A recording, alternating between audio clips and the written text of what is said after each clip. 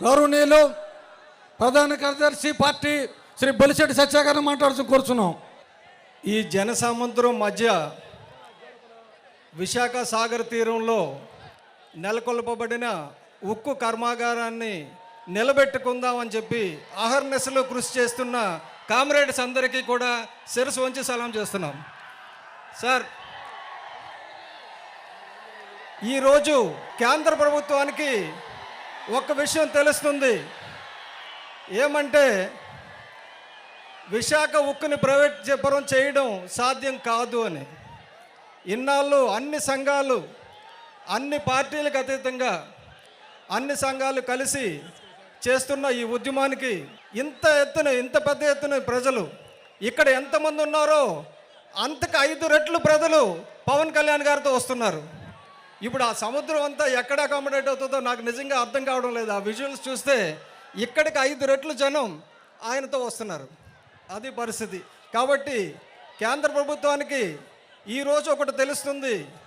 ఆంధ్రప్రదేశ్ ప్రజలు ముక్త కంఠంతో ఈ స్టీల్ ప్లాంట్ ప్రైవేటైజేషన్ని వద్దంటున్నారు, ఆపమంటున్నారని ఇదివరకు మాట్లాడిన పెద్దలు చెప్పే ఉంటారు.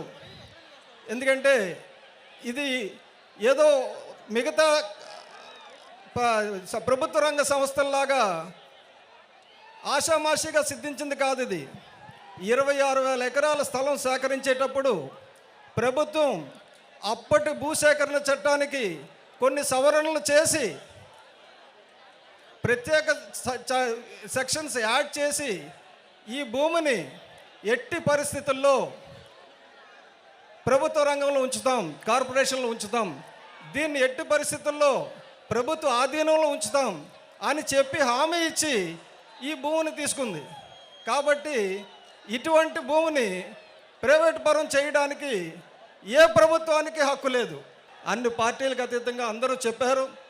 అలాగే ఇక భవిష్యత్తులో కూడా ఈ ఉద్యమాన్ని కార్మిక నాయకులందరూ ముక్త కంఠంతో పార్టీలకు అతీతంగా గత నెల 19వ తారీఖుని పవన్ కళ్యాణ్ గారి మద్దతు కావాలి, పవన్ కళ్యాణ్ గారు మద్దతు వస్తే తప్పకుండా ఈ స్టీల్ ప్లాంట్ ప్రైవేటీకరణ ఆగుతుందని చెప్పారు. ఇది పార్టీలకు అతీతంగా ప్రతి ఒక్కరూ చెప్పింది. దీన్ని హర్షించాలి మనం. ఎందుకంటే ఇదివరకు రాష్ట్ర విభజన సమయంలో చాలా డ్రామాలు జరిగినాయి. కానీ ఉక్కు పరిరక్షణకు మాత్రం అన్ని పార్టీలు, అన్ని యూనియన్లు కట్టుబడి ముక్త కంఠంతో దీన్ని నిలుపుదల చేయాలని కావాలని అడుగుతున్నారు. అది తప్పకుండా సిద్ధిస్తుందని తెలియజేస్తూ ఈ అవకాశాన్ని ఇచ్చిన ఇంతమంది పెద్దలందరికీ ధన్యవాదాలు తెలుపుతూ సెలవు తీసుకున్నాను.